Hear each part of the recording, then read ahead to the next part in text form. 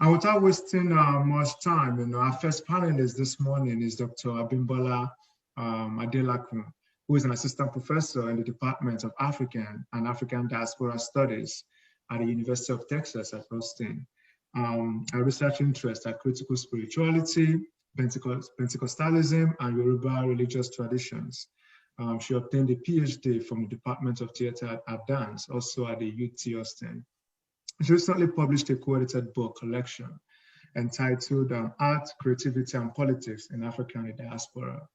Abimbola is the author of Under the Brown Rusted Roof, published by Craft Books in Ibadan, and she writes a weekly column that I love. I encourage you to look out for it for the Punch newspapers in Nigeria. Our second speaker is Dr. Grace Adeniyi Ogunyaki, who is Assistant Professor of Black Geographies in the Departments of Geography and Planning and Gender Studies at Queen's University in Canada. She's a feminist scholar who is interested in African urban cultures and Black futurity. She does urban ethnographic work concerning issues of gender, spirituality, spatial exclusions, and financial inclusion.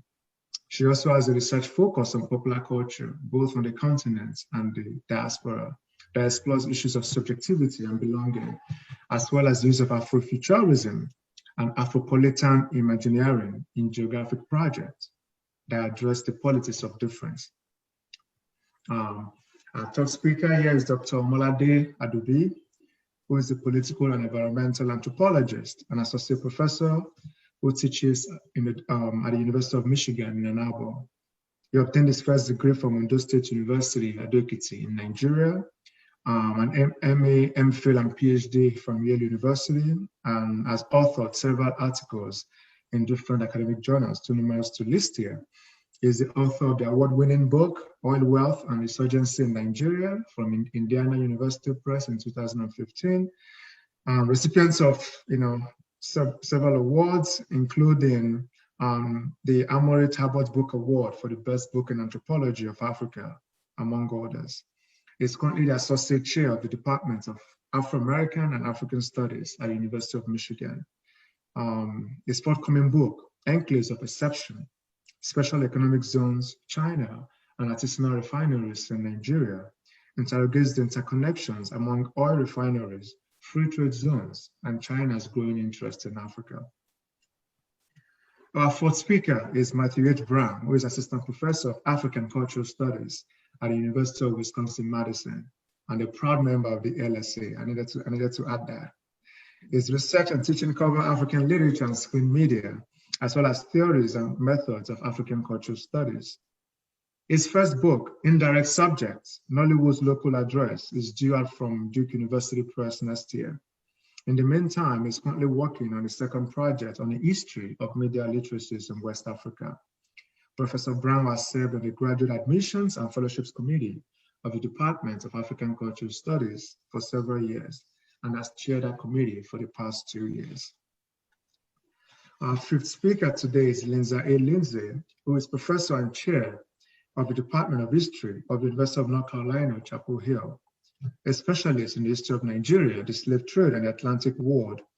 She is the author of Atlantic Bonds, a 19th century odyssey from America to Africa, which won the prestigious African Studies Association's prize for the best book published in 2017, the Escobar.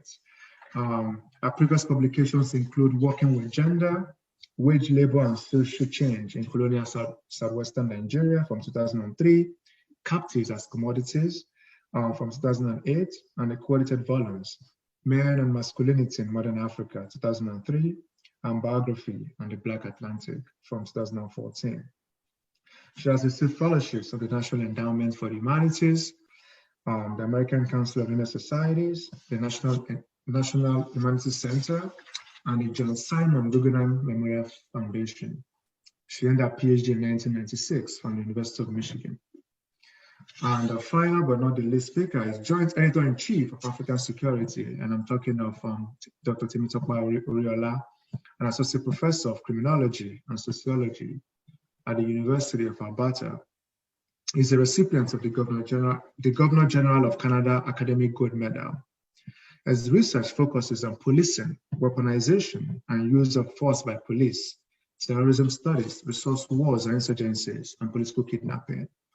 A decorated researcher and teacher, Dr. Riola regularly teaches, contributes to public scholarship through op-eds, television and radio interviews, and expert opinions.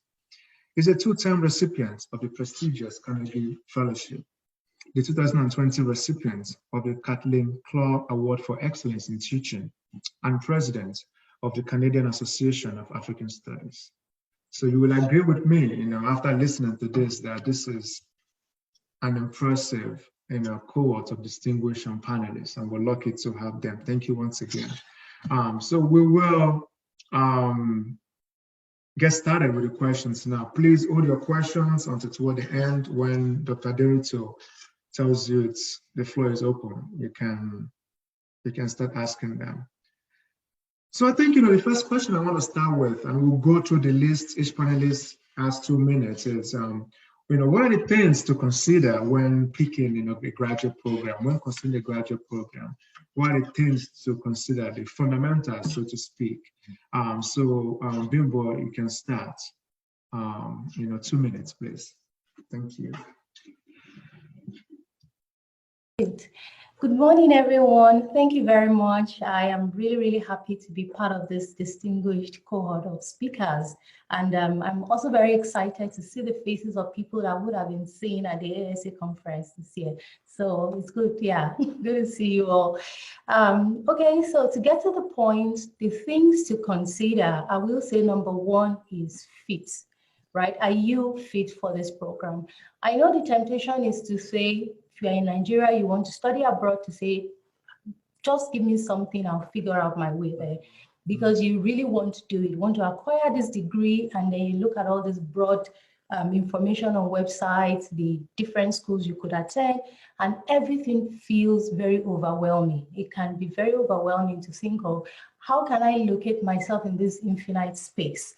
And so in that case, it's better to, first of all, look at the things that fit you, that fit your experiences, that fit your your education expertise, the things that you've done up till now. Now, when I get mails from students soliciting, saying that I want to be admitted, most of the time they have not even done their research. So somebody sends me a message and says, I want to study feminist politics in Islam. And you're asking me to supervise you in an area that honestly is not my area of expertise. And the moment I see that, I think that you have not done your research.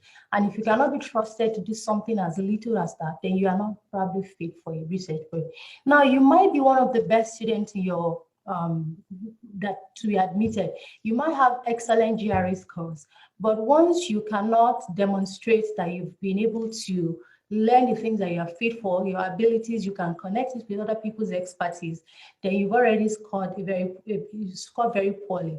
So the first thing is to look at it and say, am I fit for this thing? And when you find the idea of the program that you think you are fit for, you look for a supervisor, right? What has this person done that connects with my work, with my areas of interest? How can I connect the two of us together? And then you first send an email to the person, tell them about what they do, talk about yourself as well, and say, we want to work together. Dr. Kadi, I still have time, but the most crucial thing, sorry, I should have set a timer, I talk a lot. It's okay, it's okay, yeah. All right, yeah, so the most crucial thing is to find out if you are fit for a particular program. It's not very helpful to continue to throw so much money around the application fees, just throwing it in different places, trying to find something that they will admit you anyhow. But look at it first, pencil down like different schools, different programs, look at the things that you have done, your education, whether you want to go for a master's or go for a PhD. Do you have any work experience that speaks for you and can make you in this position, in this place? If you're going to study history, you must be able to demonstrate the things that you've done, the historical work, or the people that you've worked with that recommends you for that position. If you want to study journalism or you want to study African studies, you should be able to say, these are the things that I've done up till now that recommends me for this position. This is what makes me a fit. Sometimes it's hard to find places where you fit because the the spaces are very broad, but that's where it comes to narrowing down to say, okay, this is what you do, this is what I do, and this is how we connect. And I think I will stop there. Thank you. Yeah, thank you so much, Professor Adelakun. I'll now turn it over to Professor Deni Ogmiaki. 2 minutes, the first things to consider when looking at a graduate program. Okay, so in addition to what has been said, I think this sort of also fits into FIT. I think looking at the courses that are being offered by the programs that you're interested in is a good start, in the sense that you want to see, are these courses that fit with my research interest? Are these courses that are going to help me develop as a scholar? And well, at least in Canada, I presume it's the same in the US.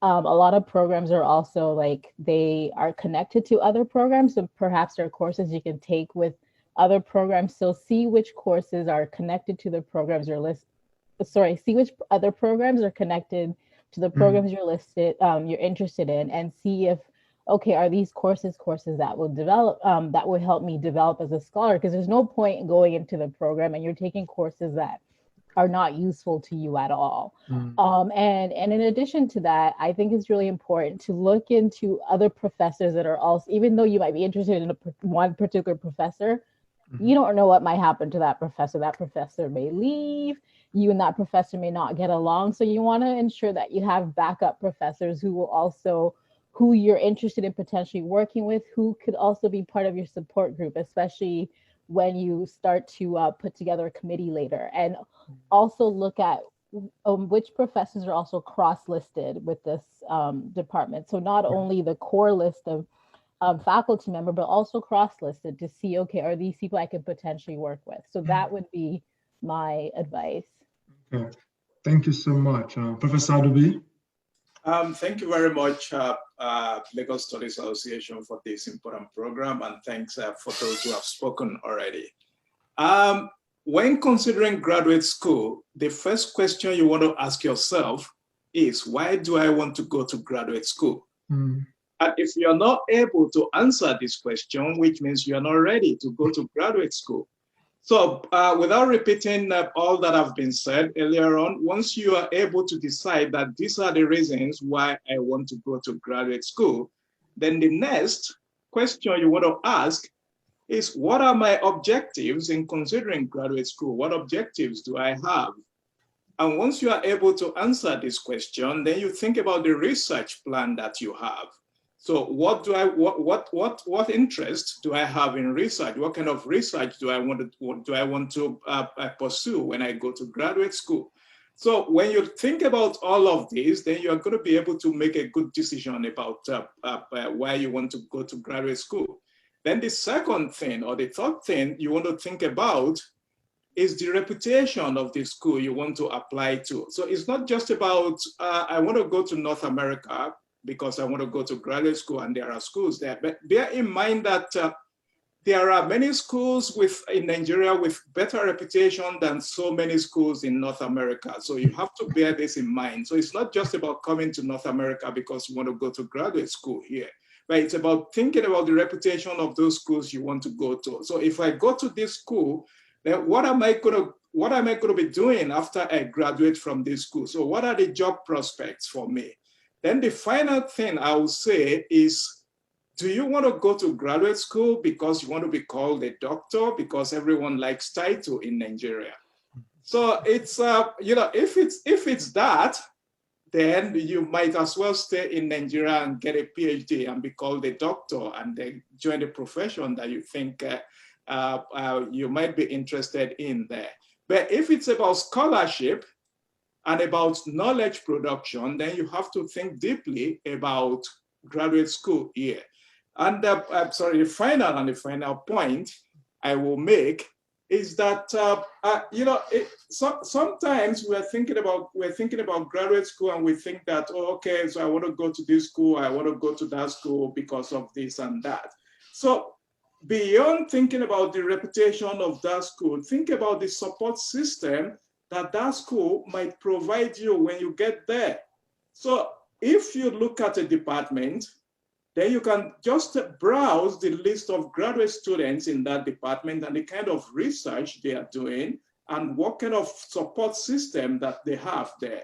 So if there is no strong support system and you pick that graduate school, by the time you get there, you are just going to be isolated and lonely and your life will be miserable. But if it's a school with a very good support system, you can be sure that by the time you get there, so you are going to be pursuing like excellent academic work, but at the same time, you're going to have a lot of people to support you there. Okay.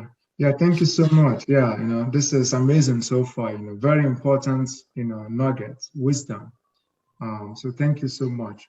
Our next speaker on this question is Professor Brown. I also want to say thank you to Sahid for inviting me, and thanks to all the other panelists, and thanks to the attendees. I think this is a really great opportunity. I want to basically, first of all, echo everything that's been said so far. I think it's all very, very good advice. The one little piece that I think might be worth adding at this point is that the way I think of this profession is that we're constantly sort of projecting ourselves into spaces that we're not quite in yet. We're constantly applying for things. We're constantly trying to get different kinds of positions where we make promises that to some degree we know are made to be broken, to put it that way, in the sense that we don't actually know what's going to happen during research, or we don't actually know what might happen in a particular situation, but we nevertheless apply as if we do know what's going to happen. And we do that to show the people that we're applying to that we have a strong sense of what we want to do, that we have a confidence about dealing with certain issues once we get into this position that we are projecting ourselves into. So I think applying to graduate school can be a similar sort of thing, where on like my side, working on the admissions committee of my department, we know that everything that students are saying that they will do will change or could change. That's a part of it. Nevertheless, we want to see that you project yourself into this position, that even though you and I both know things will change, that you can kind of imagine what it's like to be in a particular position. So, what does it mean to use the particular methods of the discipline and the department that you're applying to? Can you show, the faculty there that you have some sense of what this is all about? I work in a very interdisciplinary department where different faculty do all different kinds of things. So this can mean something different in where I am than maybe where some others are. But so, what kinds of methods, what kinds of questions are you interested in asking, and do those align with the faculty in the department? And even if you're still not quite sure what those things are, which is perfectly fine, I suggest that you kind of project yourself into that space and say, no, if I was actually here taking these classes and working with these folks, what are the questions I would ask, and what are the methods I would use to pursue them? And can I kind of convey that in my application materials? Because once again, we know those things will change. And in fact, we hope they do as you ask new questions and learn new things. But nevertheless, there's a real value to kind of projecting yourself into this place and showing that you can imagine yourself there doing that kind of work. Yeah, thank you so much. Yeah, thank you. Professor Lindsay? Hi, well, thank you all for including me in this discussion, and I'm very happy to be here. I would echo a lot of the advice that has already been given, which I think is terrific advice, but maybe one thing to emphasize even more strongly is that prospective applicants should do their research, should think deeply about what their goals are, and then try to find out everything they can about how to pursue those goals. So do you want to become a professor? Do you want to get credentials to work for an organization? Are you in my field in history, are you interested in teaching? Or are you interested in doing public history? Do you want to be a practitioner, or do you want to be in an academic setting? And so engage in some introspection to come up to try to answer those questions, but then there's no end to the research that can be done, and you should do a lot of it to try to find out for particular programs what kind of success rate they have in training people to achieve the goals that you are setting for yourself.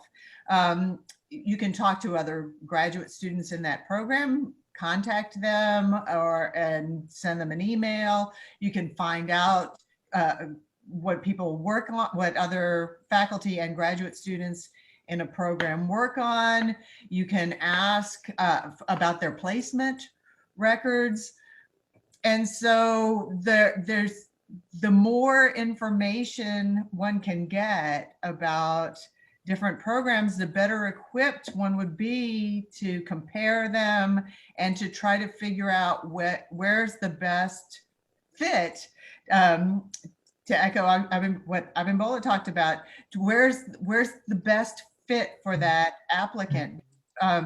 Where are there other students working on the same kinds of goals and projects?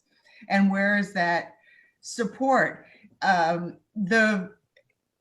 It's very frustrating to get emails from prospective applicants who clearly have not done their homework, who have no idea what the faculty work on or what the possible programs are, but it's very satisfying to get well-informed questions from prospective applicants who clearly have paid attention to what is on the website and what is available, and then have further questions after that.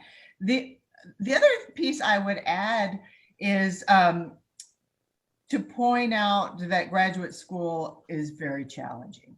It's hard work. It's more intense academic work than most people have ever experienced in their lifetime, up to the point when they start graduate school. Often beginning graduate school is an incredible culture shock for lots of reasons, not least because of the workload. And so I think it's worth considering what kinds of challenges are part of the program and how an applicant might be equipped to deal with those challenges. Part of it, as has already been said, is to look for support systems in potential graduate programs, and to see what kinds of support systems have been available, have been activated by other students in that program. Part of it is to think about the location, to think about the wider community of international students, the wider community of international programs. But to try, I think it's helpful to try to head off some of those challenges by at least acknowledging that they are there and being prepared for not only a lot of serious and difficult academic work, but perhaps in a context which is strange and may feel isolated and alienated. Thank you so much. And last speaker on this topic, Professor Oriola. Right. Thank you, the chair, and thanks to the panelists and all the participants. One of the benefits of going last is you can simply say, oh, I agree with everything that's been said. Can move on to the next question. I'll just add one or two things. Now, the one critical question I think every prospective applicant has to ask themselves is, does the program continue my educational or disciplinary trajectory, or does it imply a totally new path vis-a-vis one's career goal? Despite all of the lofty rhetoric around the multidisciplinarity, interdisciplinarity, and so forth, disciplines tend to be very protective of their own. They like to be able to claim you. So it's one thing, for instance, and I believe it was Matthew who mentioned this earlier, scholars are encouraged to go beyond their own medical frameworks, methodologies from other fields and so forth. That's different from having totally misaligned credentials.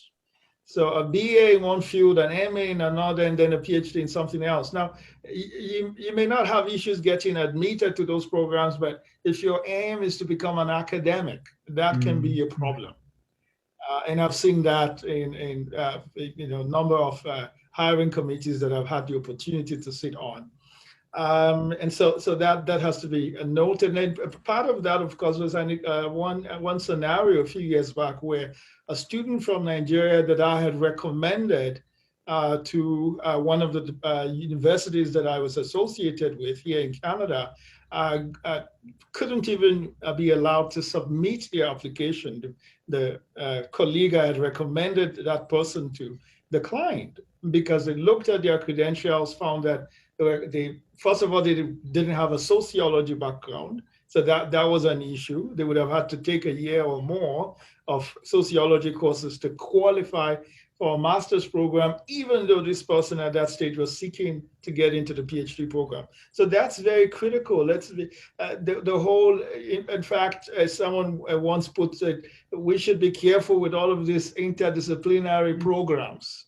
If your aim is to become an academic, disciplines like to be able to claim you. And if you're unclaimable, it becomes an issue. So I welcome any of the panelists to disagree with me, but this is what my experiences seem to suggest. The other thing I would emphasize is the diversity of things. And Lisa already spoke to some of these issues. Now, when you look at the faculty profiles, you look at the student body, how diverse are they and so forth. Now, the lack of diversity, in fact, may work in your favor because that may somehow have become a priority for them. However, it can become a very isolating experience once you get there. So, but again, there are advantages to that. It could mean that you get nominated for a lot more things than the average student there. Far more than a much more robust and diverse student body. So those are some of the, I guess, pros and cons. The other thing, and Lade mentioned this, is the reputational angle. My sense is while one can, sort of gamble a little bit with the masters, when it comes to the PhD, you have to be very hard-nosed about it.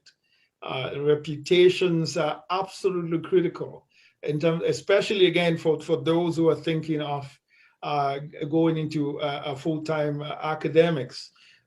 University profiles, university reputations could be what gets that foot in the door before people then start to look at, oh, what credentials do they have, what publications have they had, and so forth. The name on that CV, the university where they obtained their PhD can be a major difference.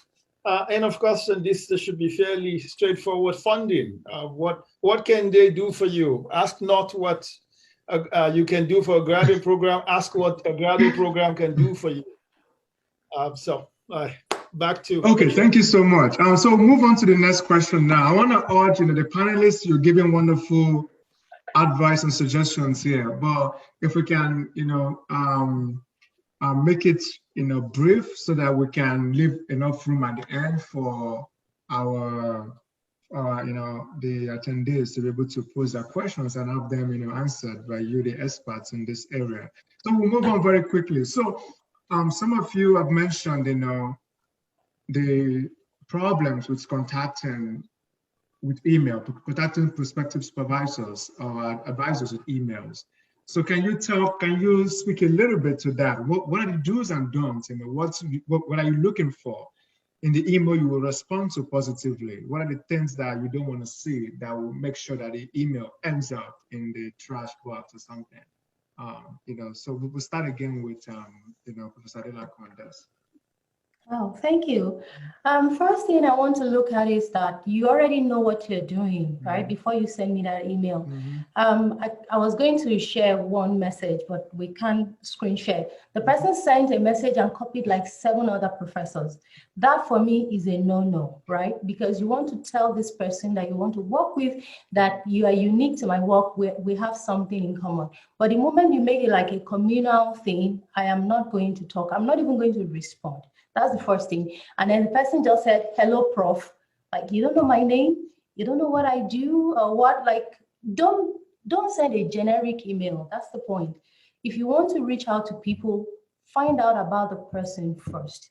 Like sometimes students ask me, prospective student, like I want to speak to people in your department that how do I say things that I want to say? I say, have you read anything they've written? If the person says no, I say, go back and read what they have written and be able to speak to their work, right? Don't just go approach people and say, can you admit me? Can you supervise me? Can you fund me? Because what you're asking the person to do for you is to take up a responsibility for you for about 5 to 6 years. There are sometimes they are going to not only supervise you, help you look for funding, they will help you to settle into the country if you are a foreigner. You're asking them to take up certain kinds of responsibility. So you must first of all show that you have some interest in them, in their work, and then you show that you are the kind of person they want to work with. So you have to establish some sense of collegiality, some respect for what they do.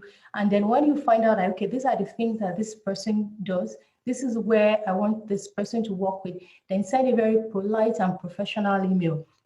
And here's another thing that I also noticed.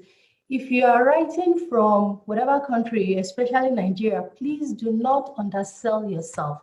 Right? So there have been times when students have said things to me, okay, maybe because they know I'm a Nigerian and then they think I should understand, but they will say things like, oh, it's such a difficult country. I just want to get out of this country. I want to do this. Please don't do those things. Because when you are sending mails, be very professional. There is nobody at the other end that is looking to rescue somebody from Africa. What they are looking for is a star, somebody that can do research, right? Some programs can invest up to $500,000 in your graduate program, and they're not going to throw it at you because they want to just get you out. So leave out all those stories about the things that are difficult and go straight to the point about research. There's only one thing they care about: your ability to do research. That is what you should demonstrate. And if you have any experience, even if you are a school teacher, don't say, I'm doing this humble job.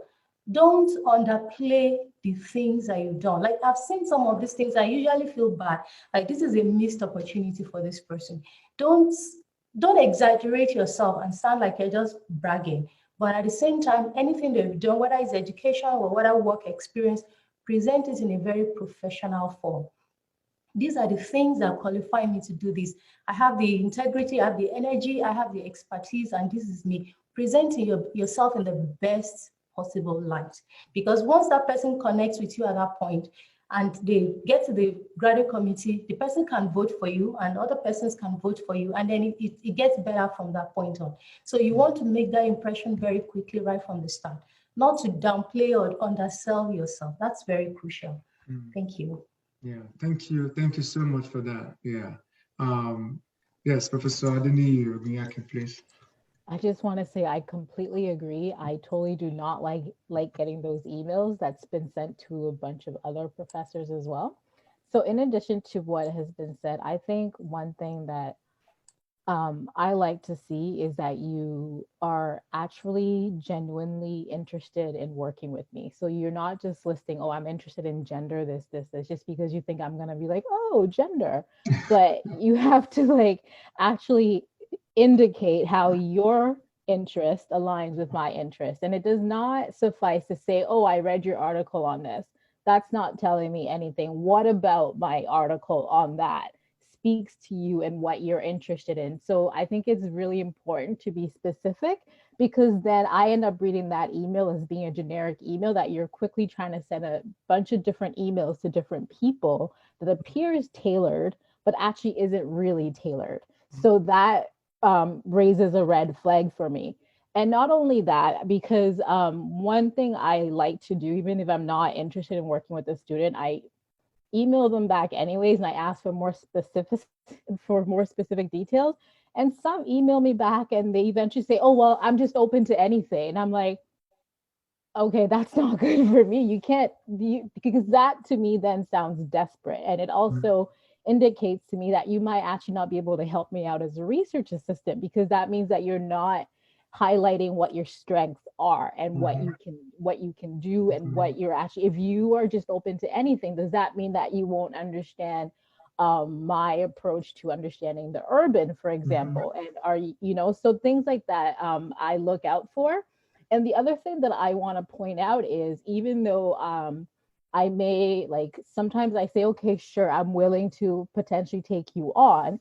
And so sometimes I ask for your, so we do a couple back and forth proposal and I suggest ideas. And then when I finally see the application and I see that my ideas that I've suggested to you have not been taken up, that speaks volumes to me, because it's then telling me that, oh, you're going to be very much interested in doing your own thing and not interested in like, you know, working with me, and it might be difficult for us to have a working relationship. So to me, that I think it's really important that if you are having a back and forth conversation with a potential supervisor, that you really take into account their suggestions. And if you're not going to take it into account, at least let them know, because when they then see your application, or when the committee sends it to them to look at, then they might not want to work with you after all.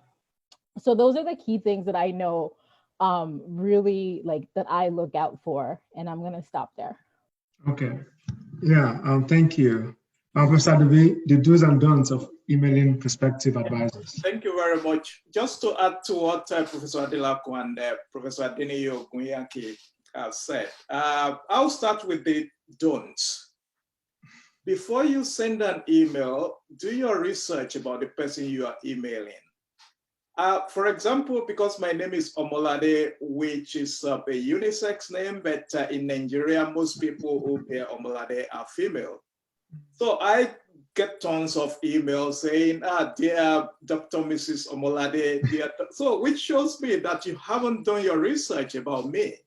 So that puts me off. And sometimes I'll respond that, well, thank you for your email. Then, you know, I'll say, I'm not Mrs., please. Then the second don't.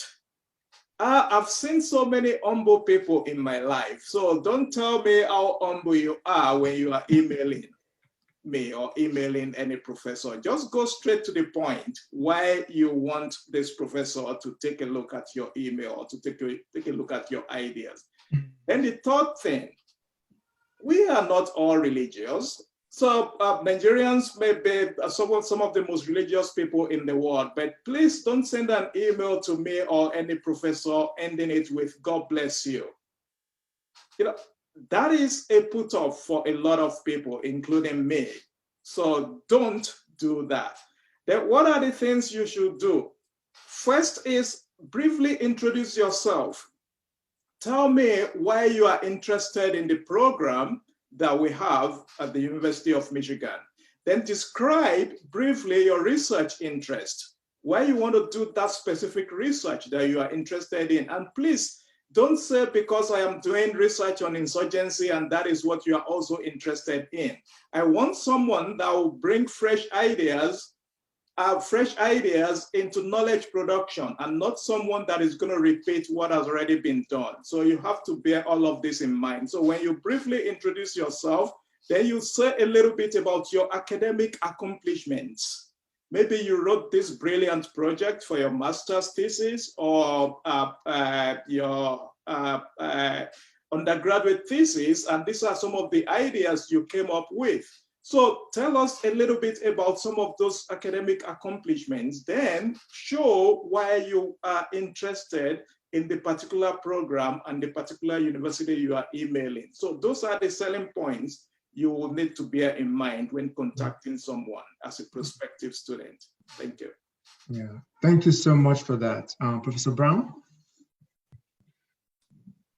Once again, I want to echo everything that everyone is saying. In fact, I wish I had some of this advice when I was applying to graduate school. So I would just follow along with a lot of the points that folks have been making, would be my first advice. And the one tiny thing I'd like to add, which is a little silly perhaps, but I don't think that especially in the email, that flattery is at all useful in this particular case. So if you're being told to research what professors do, to know what they're working on, to discuss the ways in which your research interests could align with theirs. But I don't think it helps at all. And in fact, at least personally speaking, it's a little off-putting to get emails that say, oh, your wonderful article on such and such, or this brilliant work that you're doing and so on. I want to, because you may be genuine, but for the most part, it comes across as disingenuous. And for them, generally speaking, I think the reason, at least for me, that it is also off-putting is that it's nice that you might have liked an article or something like that, but what I want to see, and what I think a lot of us want to see, is just how you can converse with the ideas of the scholars you're interested in working with, right? Not so much that you respect or that you love or that you have certain kind of emotional feelings about the ideas that certain scholars are working with, but that you can converse with them, right? So that if in this email, which is, I also encourage you to be brief in these emails, long emails just, are hard to attend to in a busy day. But in that brief email, if you can find a way of saying that, like, I know your work, but the reason I'm bringing it up is because there's a set of questions or there's a set of concepts that, I really would like to explore, and I see the way that you're exploring them, and that this could, be mutually beneficial. You want to give that kind of impression rather than the, I'd like to work with you because, I have these feelings about your works. Yeah, thank you so much. Professor Lindsay. I agree with all of the advice that has been given so far, particularly Omolade's do's and don'ts. And so I won't echo those, only just to say, yes, do all of those things. I would also emphasize in an email to a prospective supervisor to really proofread your writing, even in an informal personal email. It's terribly important that the grammar and punctuation be perfect, because I know that I look at these emails in part to determine whether someone's writing is strong. And I don't want to take a graduate student who I'm going to have to work on writing to a great extent with. And so please pay close attention to the writing of the email, and make sure that it represents your abilities to communicate in a written form to the utmost. Sometimes it seems a little like a prospective student is sending an email because they want to make contact, but they don't actually have a good question. Mm-hmm. It's better to have some good questions. And so here are a couple of questions you might ask in an email to a prospective mentor. You could ask about their mentoring style. How closely do they work with their graduate students, or do they not work so individually closely with them? You could ask about the admissions process in that department. Is the admissions done by committee, or is it done on a personal basis by prospective advisors? And you could, again, ask questions to try to determine if you're a good fit. I think this may be most relevant when we talk about writing statements of purpose, but even in an initial email to a potential supervisor, it's good to try to establish there's a link between you and your life and your studies somehow. Your studies come out of your background in one way or another. They have motivated you, or you were motivated to pursue this because of something in your background, or that you have already accomplished. And you could establish that in an initial email, even though it's going to show up in your statement of purpose later. One final miscellaneous piece of advice that I might as well just say now, even though it doesn't necessarily fit with the do's and don'ts, is there's a great website called theprofessorisin.com. And there's all sorts of wonderful bits of advice there. Some of it requires payment, but a lot of it is free. And so as a prospective applicant is doing research about particular programs, they could also do research about the process in general. And this is a good place to start. Okay, thank you so much. Professor Oriola, please. Yeah, thank you. So once again, Lisa has stolen a lot of my ideas. Now, I'll just add one thing on the don'ts. Now, it's important for prospective applicants to avoid obsequious or servile language. Now, that has come up in a variety of ways, but partly because, well, people write all kinds of things, and some that I've received myself, others that have been shared with me by colleagues. My favorite example was, and I'm quoting now, "If you help me, I will be grateful." I don't see any connection to that. So please, and I believe it was Bimbola who mentioned this earlier, the need to, that professional presentation of self. Please do not put yourself down. That's not to say, be arrogant or anything, but just be professional. There's no need to, be patronizing in any way. In terms of the do's, have a well-polished professional CV on the go. Remove all markers of identities that are basic bureaucratic requirements in Nigeria, like state of origin, local government of origin, date of birth, marital status, number of children, age of children. And I have seen this on CVs. Please do not include any of those kinds of information. People don't expect to see them.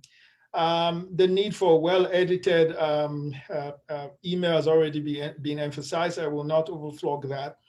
And it also helps to have one or two topics ready. Now, it doesn't have to be set in stone, but just a sense of the kinds of ideas you're thinking about, which means that you've done some background research, background reading, not just on the works of the person you're emailing, but also your own interests as a scholar. We like to see that. It encourages potential supervisors, and they know, okay, this person appears to know what they're doing. Sometimes I like to see transcripts of grades. Usually that comes by the second or third round of email exchanges, usually not at the initial stage, but I like to see the CV in the first or initial contact. Yeah, I'm just going to stop there. Okay. All right, thank you. So we will move on. So this is October. November, December, you have most programs having the application deadline. So you're ready to apply. And my colleagues and I in January will start, December, January, we'll start looking at this accumulated PALs. I joined Yale English department last fall, and I was on the grad committee. And I asked the grad chair, so how many applications are we looking at here? And I was blown off my feet. We received 330 applications for 8 spots. In my former position at the University of Alabama, we receive about 100, 120 applications, for similar number of spots. So wherever you're applying to, they're getting so many applications is the point I'm trying to make. So I want to ask the committee, what are you looking for in application, in a file, what are you looking for in the application? What do committees generally look for in that? Again, Abimbola, if you can get us started, please. I think after you've established some relationships through email, then the next thing is also to give a strong personal statement, right? You want to know whether this person is ready. Like if you admit this person today, this person is going to, they are going to prove themselves. And there's one lesson that I learned in my undergraduate days. A professor says, you can tell a student that will score an A from the first paragraph of their paper. And that's the way I approach some writing. Make your point from the first paragraph. Just like you said, and admission packages can run up to like 30, files for one person to read. If I want to read about it, get to the point quickly. When I'm telling students, when I'm helping prospective applicants to write their personal statement, I always say everything that you want to say about why you are ready for this, put it in the first paragraph and then spend the rest of the page explaining, clarifying, and expanding on it. Don't wait until you get to the climax. This is not a novel. This is an application. Let the person make up their mind about you in the next first 30 seconds of reading. So say, this is who I am. This is what I'm going to do. These are the things that have helped me, and put them together in a very well-written first paragraph. And the other thing is also to write very clearly, to write clearly too, not just clearly but clean. Now don't send out anything that somebody better than you has not helped you to read. You might be very good, you might be very sound person, but there are some times where you need somebody to take a second look, a third eye to help you to look through things. There have been times you've seen very embarrassing typos in good applications, and you think, no, this person did not take the time to do some work. Give it to somebody else to help you read it. Those things are very, very important. And then another thing that I think I need to say quickly is also that students should, if you are applying to the humanities, please take the GRE very seriously. I've seen situations where a student was going to be admitted, she had very good credentials, but the GRE was missing.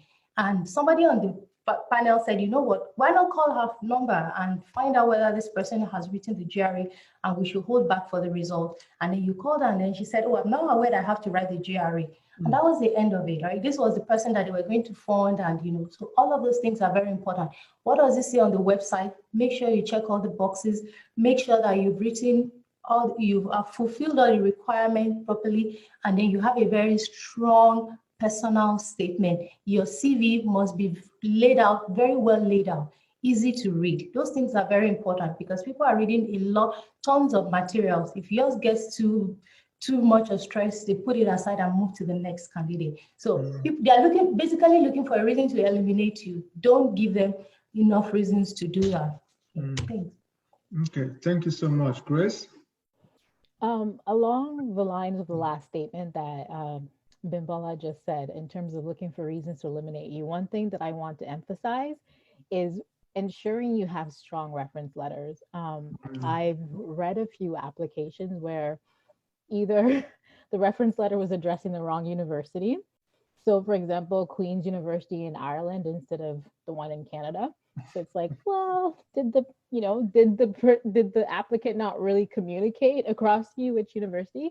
But not just that. And I think that there's some slight differences I find with especially some Nigerian professors in Nigeria. They're not necessarily always very generous, if you will, with their comments. And I mean, there's a fine line between being too generous, because you do read some reference letters that you're like, okay, you didn't have to like say all those big words, nice things, and it almost feels fake.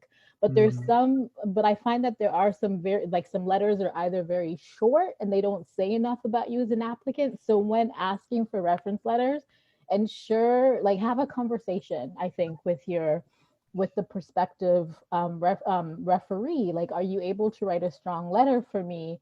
Are you able to, demonstrate these strengths that I have? Because there are some letters we read sometimes that are very, very strong, and then there are other letters that are not as strong. And when applicants are very, let's say equal in other categories, and I think that might sometimes be what might end up bringing you down. So please ensure you have conversations with your prospective referees, and also ensure that they know which universities that you're applying to, so it doesn't seem. So that's the one thing that I really want to point out. And I also want to point out that and this, sorry, Talkway, I'm a very interdisciplinary scholar and I've done all different degrees. None of my degrees are the same. So I just want to point out that sometimes committee members are interdisciplinary, and you have to, in addition to what Bimbola was saying about being very clear about what you're writing, you also have to ensure that what you're writing is accessible, in the sense that it's not too I mean, I know you might disagree with me here, Talk, but it's not too it's not too like focused on a particular, so that way others can understand what it is that you're saying. I find that helps me sometimes, because there's some things that I'm like, okay, I'm not sure what you're saying there, but there are ways that you can still write your statement that can be accessible. And I think that's a matter of ensuring that you have other people read it. So it's not just someone in sociology or psychology that's reading it, but you have various other people who can read it, and if they can understand your letter, then that's good. Then that means that all the committees will understand your letter. Because I'm in geography, for example, and we have human geography and physical geography, and I'm in gender studies, and we have people who like do cultural stuff, and we have people who do this. So we have people from all over the place, and these are often conversations we're having where we're like, but what does this person want to really study? And then you have to have someone else try to explain it to them as you're trying to fight for them. So it's better that you don't have someone trying to fight for you. You just have everyone actually understand what it is that you want to do. And there are ways to be accessible in your writing. Yeah, thank you. Yeah, thank you so much, Professor Adeni Ogunyaki. Professor Adubi, please. Yeah, I will absolutely agree with you on that point, Grace. And this is where I will also disagree with my brother, Tokwe. Being someone that is in an interdisciplinary program, and also someone that came from philosophy to politics and political economy and ended up doing anthropology. And I think that is one important thing that you should note when coming to graduate school in North America, particularly in the United States. Bear in mind that it is unlike in Nigeria, where we have a straitjacketed, rigid approach to education, where once you study philosophy, then that you have to continue to do philosophy for the rest of your life. So you might get your undergraduate degree in philosophy like myself, or in sociology, but that doesn't mean you cannot apply to anthropology or any other discipline that is outside of the field where you got your first degree from. So you need to take that into consideration when you are applying. Then remember that graduate school application is a total package application. So there are several components of this: your GRE, your statement of purpose, then your research, your personal statement, your research statement, and your writing sample, then letters of recommendation. So graduate admissions committee will take all of these into consideration when looking at your application. And remember, you are competing with people from all over the world, not just people from the United States here. People are going to apply from all over the world, and you have to make sure that you make yourself competitive. And just to emphasize one thing about recommendation letters, remember that Nigeria follows the British system, where recommendation letters are not necessarily comprehensive. And I've seen this a lot. When I read recommendation letters from Britain, it's about 1 or 2 paragraphs, which doesn't say enough about the candidate. And it's the same system in Nigeria, where you write 1 or 2 paragraphs of recommendation letters. So have that conversation with whoever is going to write a letter for you, and let them know where you are applying to, and let them know what they need to do. And I remember when I was applying for grad school from Nigeria, one of the professors that wrote a letter for me, who did his training in the United States, asked me for my CV. And I pondered about it. I said, why is he asking me for my CV? After all, I'm not looking for a job. But by the time I got here, I realized why he asked for my CV, because your CV is going to help whoever is going to write a letter for you to look at all of your accomplishments.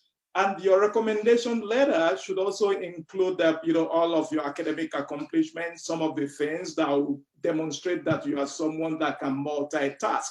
So you are not just someone that focuses on education, but there are other aspects to your life that we want to see. And so these are some of the most important things that I think you should take into consideration when putting your application together. Okay, yeah, thank you. Professor Lindsay, please.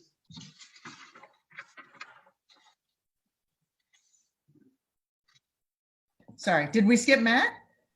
Oh yeah, Joseph, Professor Brown. My apologies. Yeah, Professor Brown and Professor Lindsay. Yeah. No problem. So actually, amongst all the brilliant advice I've been hearing today, I would like to go back to something that Professor Lindsay said, which is I really like this idea of asking questions in the email, precisely because, you know, you may be getting the impression that I'm getting right now, which is that admissions work very differently in different kinds of disciplines and different kinds of departments. And so to have a sense of that going in is going to make a really big difference. So to go back to that, please, you know, ask those questions, get a sense of what the committee is going to look like, or if you just really need that one professor to get on board with you to help you get admitted to the department, because this will shape a lot of what you do next. And then I will also echo advice about writing. You know, the vast majority of the graduate students in my program are students who came to us from universities in Africa, you know, Nigeria, Kenya, and South Africa mostly, but many other places.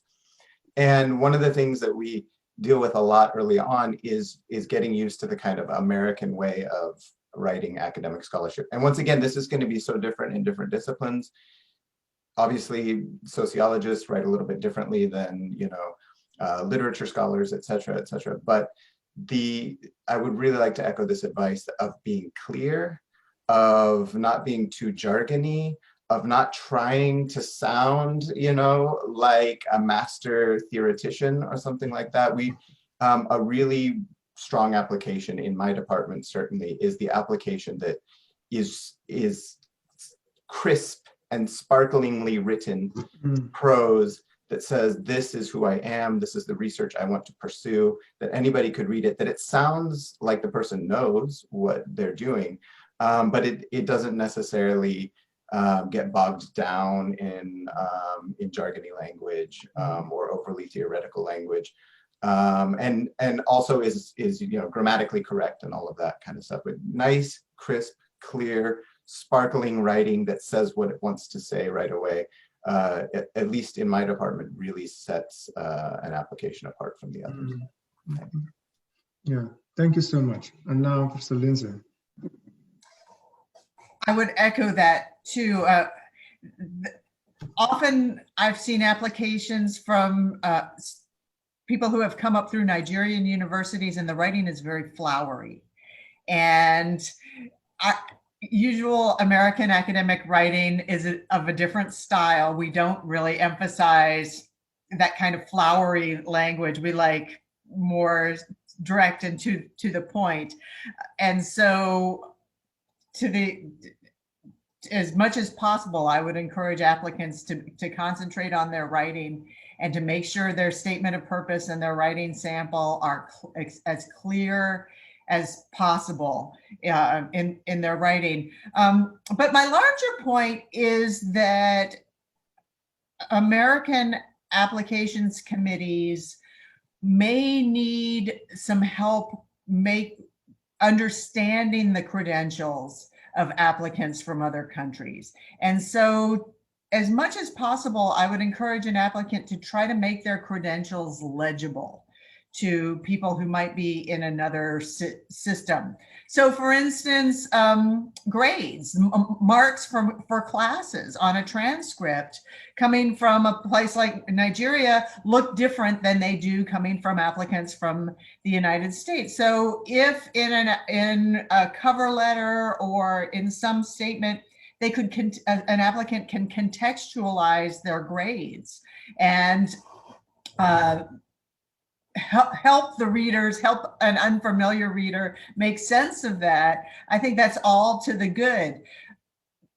For the GREs, a lot of academic departments in the United States are now moving away from requiring them for very good reasons. It's expensive to take the GRE. Sometimes it's inconvenient for people to take the GRE. The questions are culturally bound and so on. And so this advice might not apply to everyone, but I will say, even though I know that the GRE is an imperfect marker of a candidate's potential, if I get an applicant, particularly an applicant from outside of the United States, who has really done a fabulous job on the GRE, who has a fantastic score, that says a lot about that person's ability to surmount all of the barriers to success in the GRE and to still do well on it. So if an applicant is able to, say, make use of online study aids and all of the resources that are available to really do well on the GRE, that's a qualification that translates in an American context, it seems to me, in ways that the grades on an academic transcript may not convey. Again, not everybody needs to take the GRE. There are lots of good reasons for admissions committees to not take a GRE score seriously. But if an applicant has done very, very well on the GRE, that stands out, it seems to me. And that's something that should really be showcased. Okay, thank you. And Professor Rella? Yeah, thank you. So for us at the U of A, and I had the opportunity of serving on the graduate programs committee for several years before transiting to the admissions committee. So it's sort of getting insights on both committees. The GPA is the #1 qualification. Now, we once had a requirement on our website which stated that 3.5 on a 4.0 scale was what was required. And then the grad office commissioned a study and found that in the previous 5 years, none of the applicants that were successful had less than 3.7 on a 4.0 scale. So we had to change that language, that while 3.5 is on a 4.0 scale was minimally required to be considered competitive, an applicant had to have at least 3.7. So these things are relatively fluid. They keep changing. As I learned as recently as last week, somebody was applying to one of the universities in Ontario, needed a letter of reference from me. I had taught this individual during my Carnegie Fellowship at UI, at University of Ibadan. And I thought, oh, the GPA was probably not going to cut it. And then encouraged him to contact that department and ask them if his GPA, was sufficient. And he got the go ahead that yes, he would qualify because the GPA was fine as far as they were concerned. So that was a lesson for me as well. The distance varies, so you want to be sure what the minimum entry qualifications are and if your GPA would be considered competitive. The issue of letters has already been mentioned. I don't think that can be overflogged. It's an absolutely critical issue. I recall,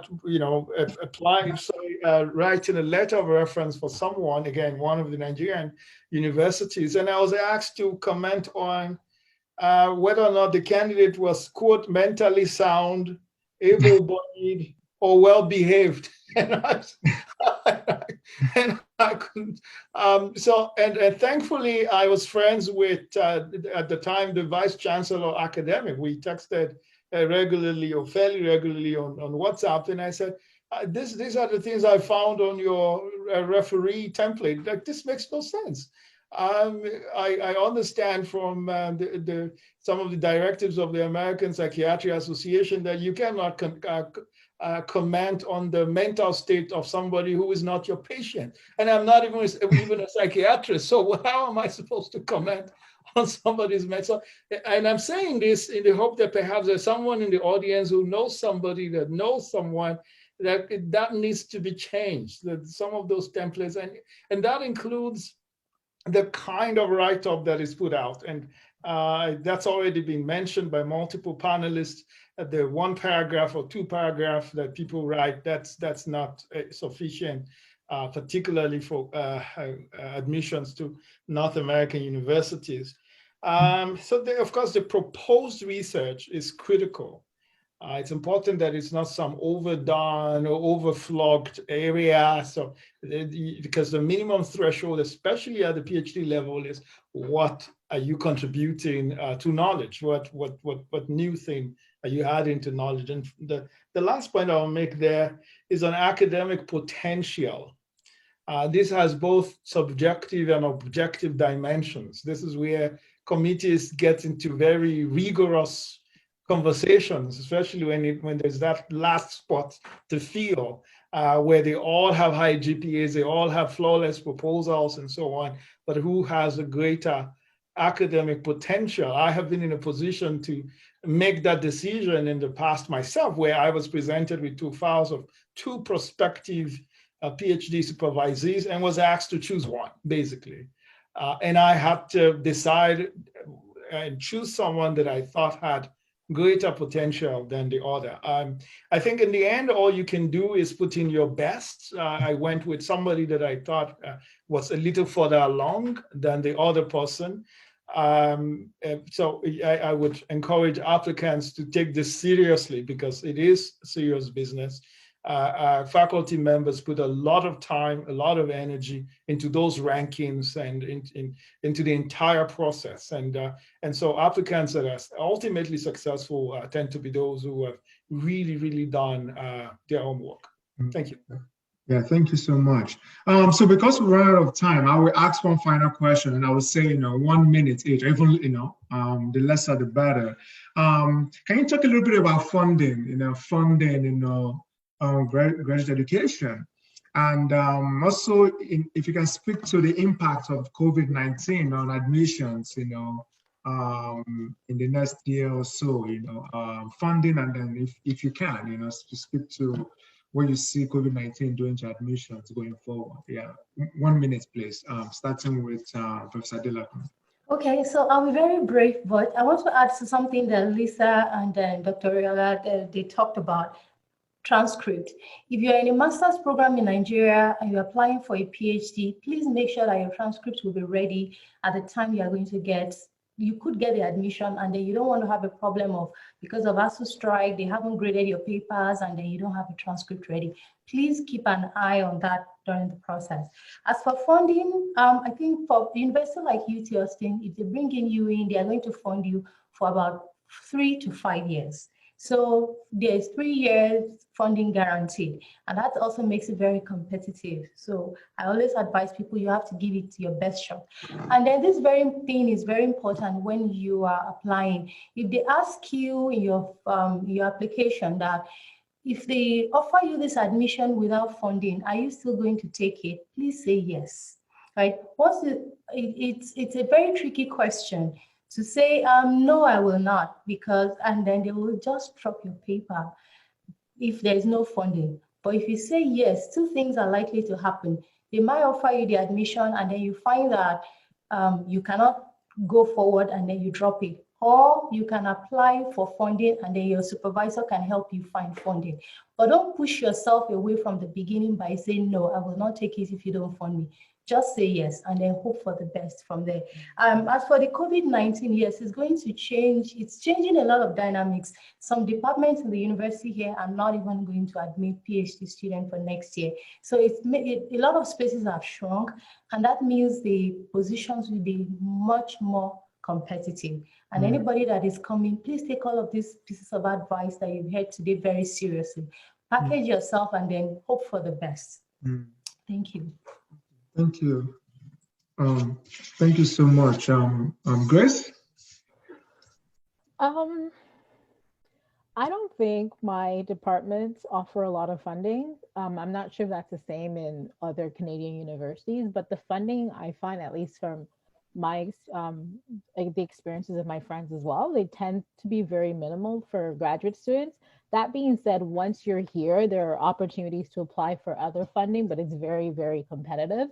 But I think I was looking at my university, for example, they offer you minimum funding, which usually is like the work that you have to do as a teaching assistant, for example.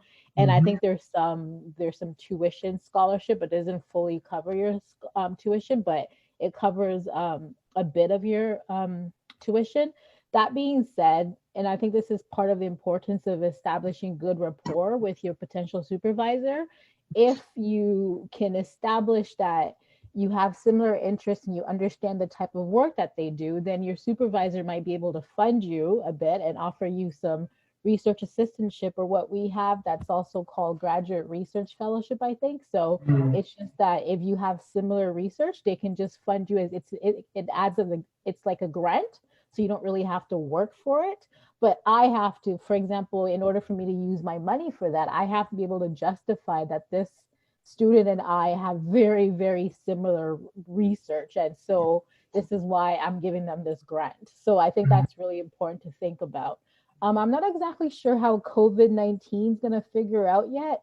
To a certain extent, I want to say that maybe it might give international students, especially if we might be doing, because we're still doing online courses right now, it might give international students more opportunities, for example, because then they can just stay at home, for example, and they can just do online courses. But I'm not sure how it's going to translate, if I'm to be honest. And I think that's it. Okay. All right. Thank you. Professor Adobe? At the University of Michigan, once you are admitted to a PhD program, you get automatic funding for 5 to 6 years. But for master's program, that is not the same. But there are some stellar applications in master's programs that oftentimes will get funding for at least a year. Then in your second year, you might be lucky to get graduate assistantship or graduate student instructorship that will help fund your second year of a master's program. And sometimes what I encourage people to do, which the University of Michigan also allows people to do, is if you are applying to some PhD programs, there might be a column there that will say, if you are not considered for this PhD program, would you like to be considered for a master's program? So I'll encourage students to tick yes. And the thing is, if you get admitted to a master's program, you might use that as a springboard towards a PhD program in the future. COVID-19, just like Dr. Adeneyo Gunyaki mentioned earlier on, a lot of programs and institutions are canceling PhD programs admission this year. So which means PhD programs are going to be highly competitive this year. But at Michigan, I think I have, at least in my program and some of the admissions programs that I'm involved in here, we haven't talked about whether we're going to cancel or not. So we're still continuing to welcome applications. Then finally, the good thing, or one positive thing about COVID-19 this year, is that GRE is not going to be seriously considered. And that is because there are a lot of people who are not able to take GRE this year as a result of COVID-19. Excellent. Professor Brown? Yeah, so to be brief and certainly to echo everything everyone else has said, I think COVID-19 will make things more competitive. My department has decided that we don't really see any reason to close, admissions, but, we may be admitting fewer students, by 1 or 2, but, we may, these are the kinds of things that I think a lot of departments are looking at. So just know that it's going to be more competitive. When it comes to so once you're admitted at the University of Wisconsin, like a lot of other places, it usually comes with a 5-year funding guarantee. For us, that means a lot of teaching, usually teaching assistantship positions, as well as a few fellowships and things thrown in there. But one thing I would encourage students, if you're applying to my program, but there may be others that have similar kinds of things, we teach 5 or more African languages in my department all the time. And if you're willing to teach a language, try to sell that in some way. Maybe you don't feel like you have enough training. We train our graduate students in methods of language teaching. So that's not really an issue. But, of course, just you may live in Ibadan and say, I don't feel like I'm prepared to teach Yoruba. But nevertheless, there actually may be things in your, academic background that do prepare you. So just be open to those ideas. Again, I'm also in an interdisciplinary department where you might be pursuing ethnographic fieldwork as your sort of primary research method, but you may be asked to be a TA in a literature course or something like that. Again, we like bringing all these interdisciplinary perspectives to things, but just try to broadcast perhaps that you're willing to do any of these things, to help further the department's mission, because, we're looking for folks that we want to fund them, but the way we do it is to ask them in many cases to teach things that, are a little bit of a stretch, but, we wouldn't admit you if we weren't confident that you could do it. Yeah, thank you so much, Matt. Professor Lindsay? Well, like most, I think, PhD programs in history in the United States, mine offers funding to everybody who's admitted for 5 years. My department has just made the decision that we are suspending admissions for graduate admissions for this coming year in order to make a promise to fund our existing students for an additional 2 years. So we're extending funding to 7 years now, but at the cost of not bringing in a class of new graduate students next year. So this underscores the importance of a prospective applicant doing their homework and checking the website and making sure that admissions are in fact happening this year and finding out what that situation is. The other piece of information related to COVID and international students is, of course, that the United States is suspending visa processing around the world right now. And so a student might be admitted to a PhD program, and until that situation changes, it might be very difficult to actually get here.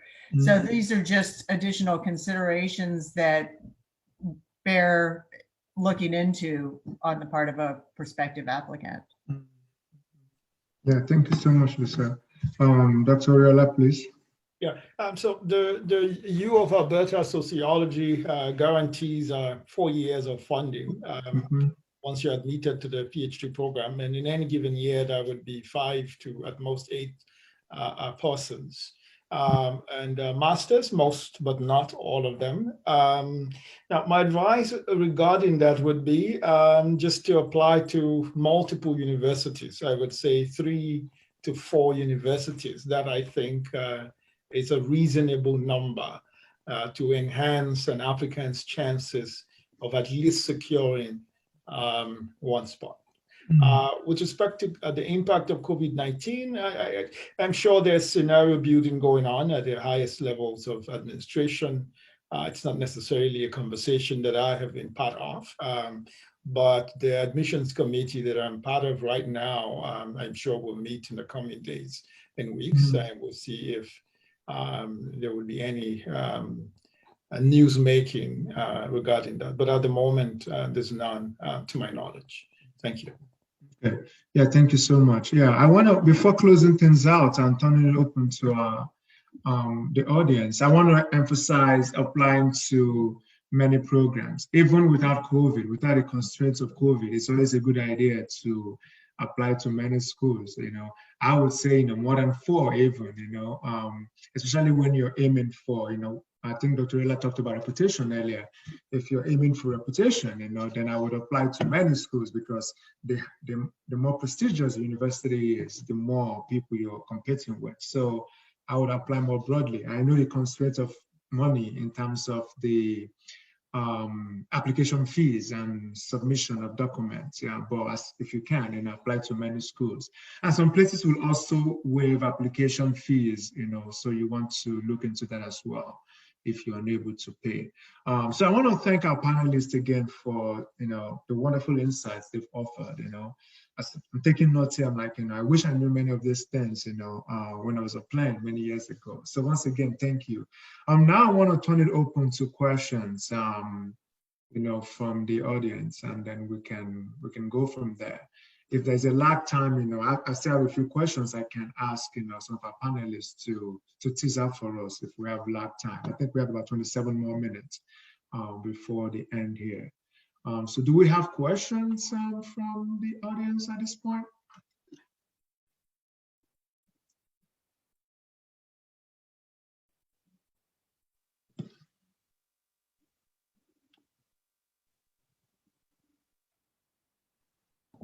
If people have questions, how should they ask them? Yeah, they can ask. Tope Adelabu, you should go ahead and ask your good. Okay. Hello, everyone. Thank you very much for this opportunity. I hope you can hear me. Yes, yes. Okay, thank you very much. Professor Adelakun and other panels have talked about approaching prospective supervisors with clear and strong ideas of what you want to do, and that it doesn't really have to be perfect because it could change along the line. So my question is, how do you approach a prospective supervisor with a developing idea? Because what I have right now is it's not really crisp or crisp clear, but I believe there's something in it, and I don't want to look as if I've been doing a lot of reading, a lot of research, but I don't know how to approach a prospective supervisor, so I don't look as though I've not been doing my homework or I'm not serious enough. Thank you. Okay. Yeah, thank you so much, Tululokwe. Yeah, maybe we should take 2 more questions. If there are, then we can open it up to our panelists. Is Techno asking a question? Go ahead. Hello? Yes, go ahead, please. Okay. Thank you very much for the wonderful conversation all the while. I actually want to find out that if, like Dr. Adelapo said, that if one is preparing and the transcript for MA is not ready, one should consider it very well. What about using the undergraduate transcripts? Okay. Because as I'm planning now, my transcript for MA may not be ready as at present. Okay, thank you so much. Do we have any other questions? Okay, Jamil, please go ahead. Please. Yes.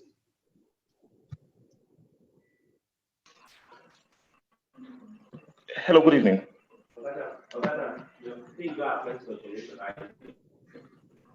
I don't know if you can hear me, please. Yeah, Jamil, we can. Yes, please go ahead. Okay, thank you. Thank you. So my question is, I really don't have a grasp of what a writing sample is. Is it what you have done previously, or is it that you write your topic, something you have interest in, and send? That's one. And those having lots of publication process, or is just an added advantage, or is it very, very important and should be considered, as very, very important? Then the next question I have is, what is to be considered a fantastic GRE score? Thank you very much. Okay, thank you so much. So we have a couple of questions here on contacting supervisors, transcripts availability, what a writing sample is and what it should be. And then, I one cut out, so I will open this up to so anybody can take it. So maybe, we can take, 1 or 2 panelists, on this. Everybody have to respond, to each question. So I will open it up, to any panelists who want to go first. Okay, I'll go first. Okay. So the first person, sorry, I didn't note your name quite well. You said, what if an idea is not very well formed? Should you still go ahead and mail a supervisor? I will say yes and no. Yes, in the sense that there is probably no supervisor out there or any professor that expects you to come perfect, right? We also understand that you are going to go through a learning process. We know that there's room for growth, right? You know that even when you get into the program, your interests are very likely to change. I haven't seen many students that come in intending to study something and then they study exactly that thing. They usually change. So if you think I'm not perfect yet, yes, you should still go ahead and say, these are the things, and put out the idea out there. there is room for growth. People make allowances for that. But in terms of preparedness, showing serious-mindedness, showing professionalism, showing that you are the kind of person that if you give me this chance, I'm going to prove myself. Do not compromise on that. So if your thoughts are not fully formed yet, and you think that should I come, like, have it all laid out very well before I approach someone, it might not be necessary. There are people that understand that, yes, you are still going to have room to grow, to develop your idea, and that's fine. On transcript, I think it's very important, and I had to mention it because it happened to me that 1 year I had the admission was withdrawn finally because my transcript was not ready. And so I usually tell students, like, make sure you keep an eye on the process. Do not imagine that everything is going to work out well, especially because of ASU strikes. You'll be surprised how many papers have not been graded. So can you use undergraduate transcript? Yes, I've seen students do that, but they apply directly to the PhD as sometimes people say go through master's PhD, but in those cases, what those people, you use your, you say you're applying for master's PhD, or you might want to ask the department what their policies are before you use undergraduate transcript. So if you're applying for a master's, yes, you can use your undergraduate transcript. If you're applying for a PhD and you say you don't have a master's yet, but you want to go through this program as master's PhD, yes, I have seen people use the undergraduate transcript to go in. So be clear what the department's program is on. So department don't have master's program, like they either don't have it or scrap it. So when you're coming in, the requirements are different. So if you're going to go straight to PhD, 3 years or 4 years, you are expected to have like a master's degree from somewhere. But if you're going to spend like 5 years in the program, you can use your undergraduate. But all of these things vary according to the department, so you want to take care of that. And then as for writing sample, if you are in an academic program, like you're in a master's or you've been through master's, I think you should use your academic writing, right? If you've written a master's report or a thesis, you should be able to extract something out of it and present as your writing sample. But I've also seen cases of people that work in organizations, like somebody worked in the US Embassy. She applied and then she sent in policy papers she had helped to develop as part of her writing samples, and the committee was willing to consider it. I've seen someone attach their writing as journalists, the features report, the long feature report as part of their writing sample. At the end of the day, what they're looking out for is, okay, can this person write? Do they have the ability to conceive ideas? They have clarity of thought and the discipline to write. So if you have a professional experience and you want to apply for grad school, so those kind of professional writings can serve as writing samples. Okay, thank you so much. Do we have one more person who wants to respond before we move on to that questions? One more panelist, please, very quickly. Yeah, I can quickly respond to the fantastic GRE score. Okay. Just to emphasize one more time that GRE is not the only part of your application that the committee is going to be looking at. So the committee will be looking at your writing sample, your transcript, your recommendation letters, personal statement, and research statement.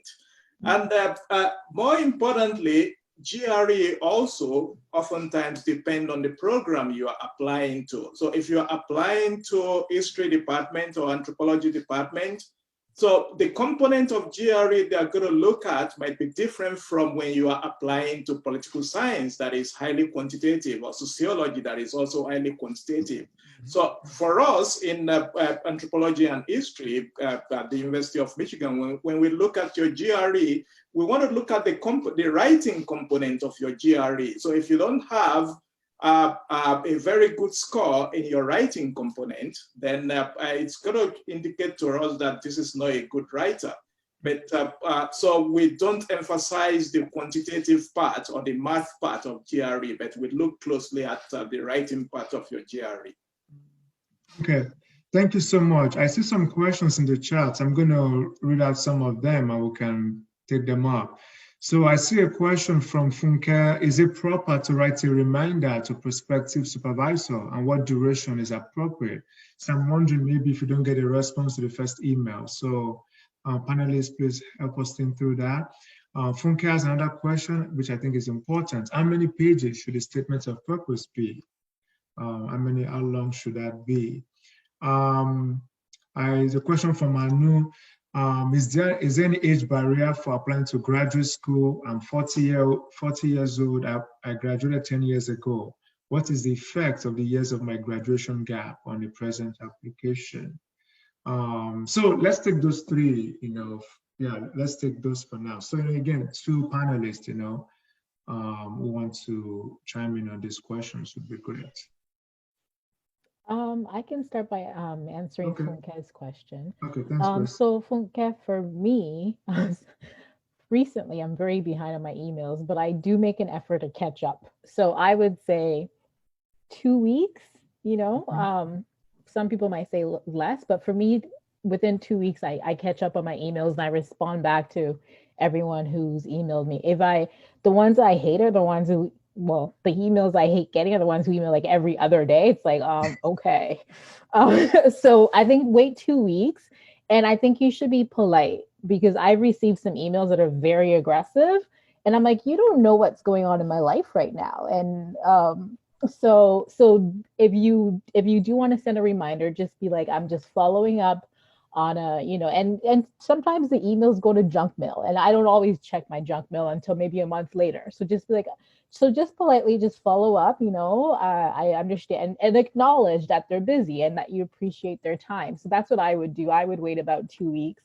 The statement of purpose, I think that's usually specified on the application process. They let you know how many pages they want. So I don't know if that has changed, but at least when I was applying to grad school, they tell you how many pages. So ensure that you do not go beyond the requirement, because sometimes, some are really strict. Some might just stop reading after like the page and a half or the 2 pages. And the age thing, I can't remember who asked that. I would say, I think it was Talkway who mentioned that you shouldn't put your age on CV and stuff. So that would take care of that. Obviously, by looking at your CV and seeing when you graduated, people might put 2 and 2 together, but at least in Canada, we don't discriminate by age. I have some students who are mature students, so I don't think that's an issue. The key thing is, are you a strong applicant? Can you write well? Like, do you fit? So those are the things that, from my perspective, that the admission committee is looking at. And if you qualify, then it's not about your age. It's about your qualifications. Thanks. Okay, thank you. Any other taker among the panelists? Anybody wants to add to that? Okay. About the age question. Yes. Which is that it might be a good idea to account for what you've been doing in the time since your last degree, if that is relevant to what you were proposing to study. So if you've been working in an area and now you propose to get an advanced degree in that area, it makes sense to highlight that in your statement of purpose. And it would seem to me that in that instance, it would actually, having years of work experience, relevant work experience, would be in your favor for admissions, not something that would need to be hidden. And so I think with more mature applicants, sometimes their life experience can be a plus if they link it to what they're proposing to do in an academic setting. Yeah, thank you so much. Yeah, so I have other questions in the chat right now. And this is mostly about GPAs and conversion. So a question about what does it entail to navigate the grade conversion, especially if you're coming with a different grade? So I'm guessing maybe converting from the 5-point GPA system in a place like Nigeria, for example, to the 4-point scale in Canada and the US. So I guess that's the question. There's another related question on the undergraduate minimum GPA that one should be looking at for graduate schools. if anybody wants some of this program specific, I guess, and then, but if anybody wants to speak to any aspect of that. Yeah, I'll just chip in. So for the grade conversion, it's actually fairly straightforward. So if you're from, say, UI, which uses a 7-point system, or most universities in Nigeria that use a 5-point system. So whatever GPA you have, let's say you finish with a 4.0 out of 5, 4 divided by 5 multiplied by 4. That converts it to the 4.0 system. Very straightforward. Your GPA divided by the maximum GPA of your school, multiplied by the GPA system, maximum GPA of the intending school, prospective school. That converts it and gives you an idea of whether or not you meet the minimum threshold for the department you're applying to. Again, it varies from one department to another. Some have much higher GPA requirements than others. So you have to, I guess, do that homework. In terms of the undergrad minimum CGPA, the cumulative grade point average. Now, if you had asked me this 2 years ago, I would have said, oh, only apply if you have 2.1, a very strong 2. But I've actually learned of someone in engineering in a top 5, top 6 Canadian university who got in with a 2.2. So who knows? It could have been that application year. They could have just been fortunate. It could have been a strong statement of purpose, but we don't know. But typically, people with 2.1 and above are generally the ones who go and so on the 5.0 scale, that would be a minimum 3.5. So that the closer you are to 4.0, the better your chances. But I would say just try, even if you have below that, just make an effort.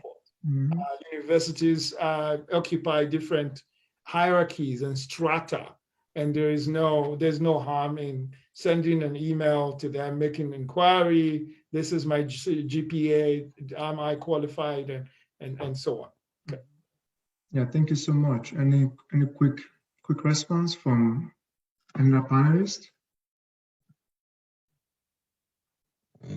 Okay, there's a very important question that has come up. I think the panelists can speak a little bit to this, which is someone is asking about personal statements of purpose. Is there a difference? No, but different places call it different things, personal statements or statements of purpose.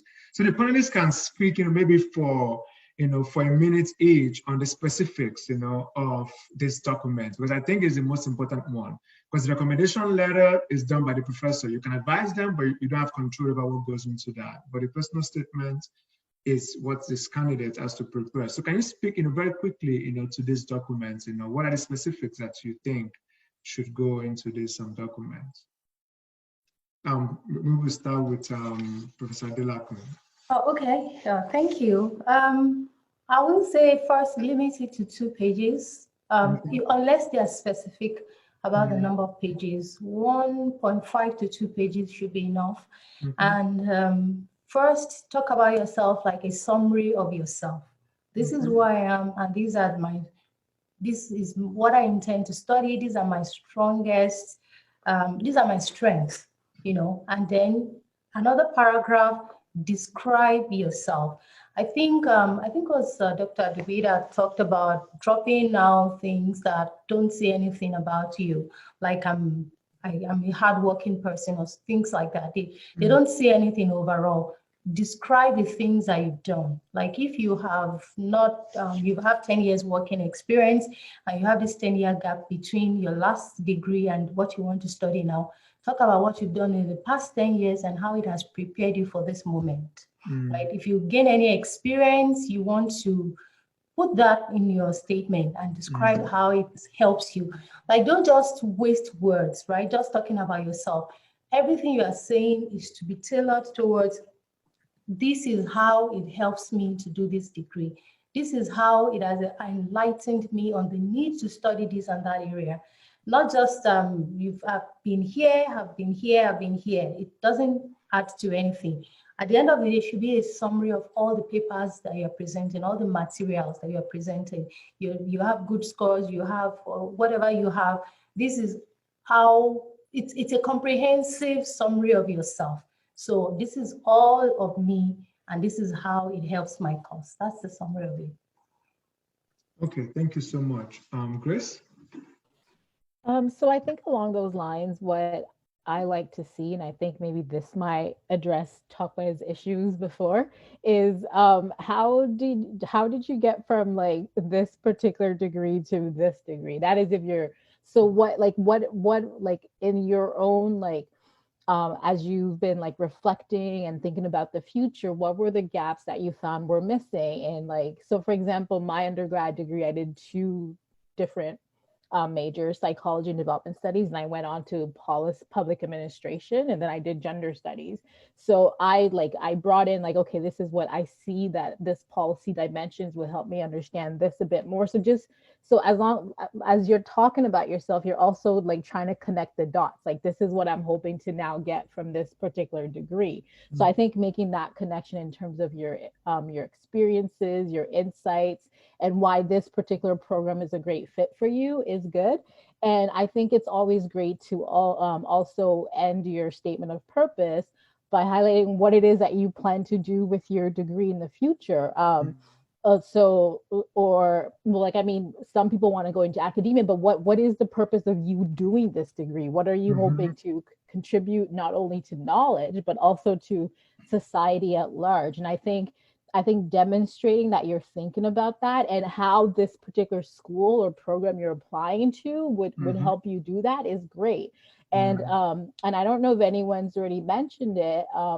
I think because especially if you didn't contact a prospective professor, I think it's important to at least mention some people who you might be interested in working with, because I didn't know some of this stuff when I was applying to grad school, and that was a disadvantage to a certain extent. So so that way when the committee wants to like now talk to other people, so make sure you mention professors there. And I would suggest not just mentioning one professor, but at least mentioning other people within the department who you can see as adding to your committee, or who would also be your support system. So I think acknowledging that you're aware of like the faculty and how your interest aligns with them, and why the program is great for you, and how this particular program and these faculty members, and also like the university at large, will contribute to you as being a scholar and a valuable member of society. I think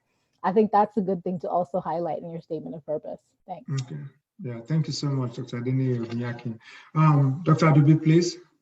Yeah, just to add to that, there are some universities that require just a statement of purpose, and there are some that require personal statement as well as research statement. So at the University of Michigan, we require personal statement and research statement. So in your personal statement, we expect you to tell us some of the challenges or experiences that you have that is making you think about graduate school.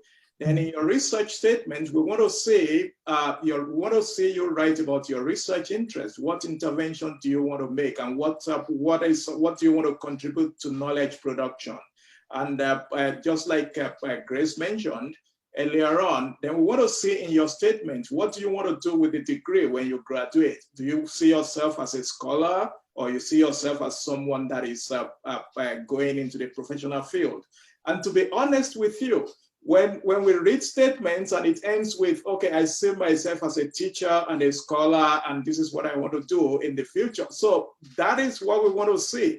I might be biased, but I'll say in my own case and a lot of my colleagues who read these applications, we want to see someone who is going to become a scholar and a teacher in future, and not someone who is going to graduate with a degree, then become a doctor in one NGO or one institution outside of the academy. So we want to produce scholars who are going to become great scholars in future.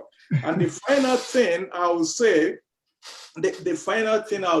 is that when you are writing your research statement, it's important to be familiar with a lot of the faculty members who are working in that area that you intend to work with.